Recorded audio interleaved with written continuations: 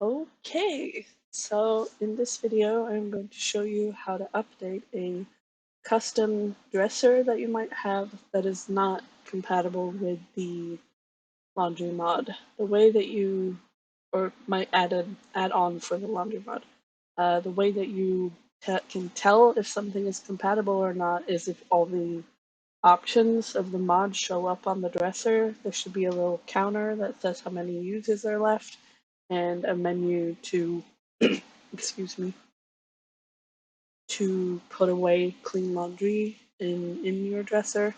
If those options aren't showing up, it means it's a dresser that needs to be made compatible. So in this video, I'm going to show you how. It's very easy, I promise. You can definitely do this. I believe in you. So start by finding the file of the dresser. If you have trouble finding it, I recommend putting it on a lot and then packaging the lot. That's what I did to find all of mine that I needed to fix. So open up the file in SimPE. It should look something like this. Now the reason there's a problem is you see how it says PyMenu functions and PyMenu strings here.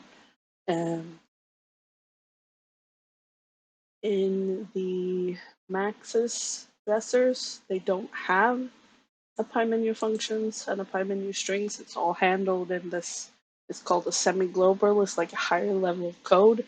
The Maxis ones all use that code, which is what I've edited, but sometimes when people make custom content, they include that the menu stuff in the actual object, which is why the custom one isn't picking it up. So what we need to do is to get rid of these so that it will go back to using the correct ones. Now, apologies for pausing. I'm a little bit sick, so I keep coughing and I don't want to do it in your ear. So the thing to keep in mind is that this video is only for dressers that work like normal dressers, no new functionality, nothing custom, nothing. If you're unsure if a dresser is custom or not, I recommend looking in the Behave category. You'll see that this one only says function init, main, and then more init stuff. That means it's fine.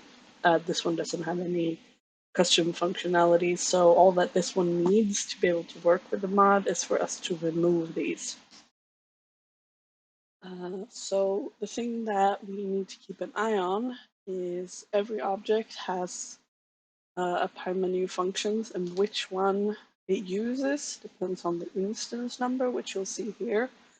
For a normal dresser, like a pull-out drawer or a closet thing, like with the openable doors closet, it needs to be 2. As you can see, this one is already using instance 2. If it's like a slidey door, you know, like the apartment life one, if it's a custom that's based on that one, it needs to say 7. Unfortunately, I don't have any of those to show you on, but if you know the closet is like the apartment life one, you need to remember that this number should be 7. If it's a normal dresser, it needs to be 2. In this case, it already says 2, which means that all we need to do in this object is you right click and go to delete. It gets this strike through line, and then we'll go to the tab instead, and we'll do the same thing there. So both of these are deleted. That's all you need to do. It's not more advanced than that, because this already said 2. So after you've deleted, click save, and you're done. That dresser is now going to work. But the reason I keep harping about 2 is because sometimes, this is another dresser for mine that I had, that wasn't compatible. You'll see this instance number says 1, it doesn't say 2.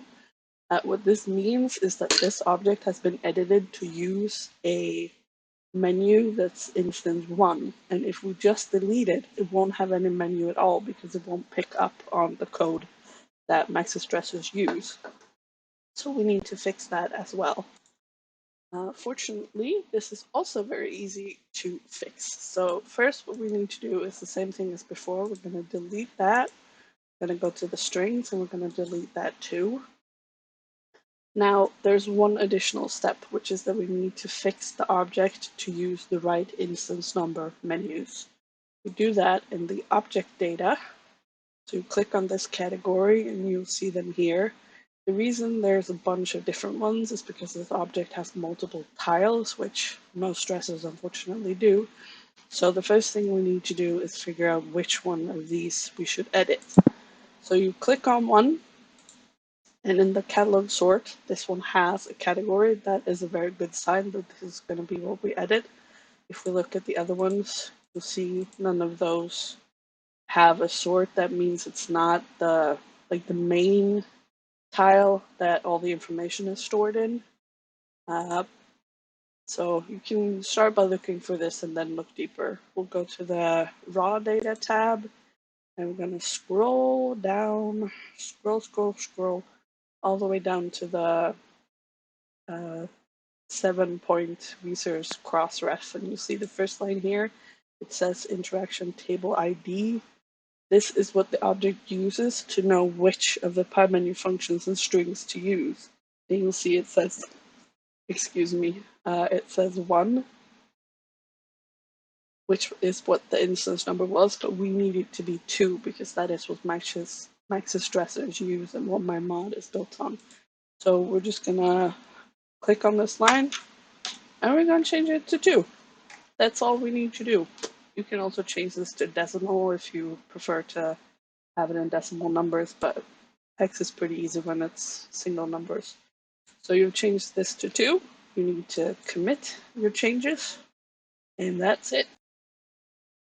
So the reason why in the beginning I had you look at this is because you need to locate which of the OBGDs it is that has the definition of the interaction table ID that this object uses.